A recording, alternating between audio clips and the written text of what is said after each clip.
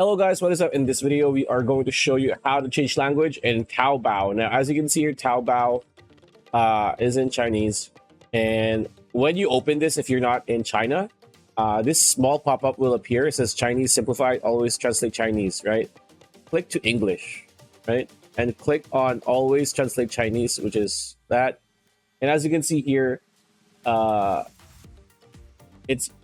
is in English now. And if you hover, you're gonna see a split second that it's still going to be in Chinese, but it's going to be automatically translated. There you go. Split second. There you go. Split second. There you go. So yeah, it's that easy. And yeah, pretty much it. That's a video. Hope you liked it. Like, comment, share, subscribe, ring that bell icon. We'll see you on the next video.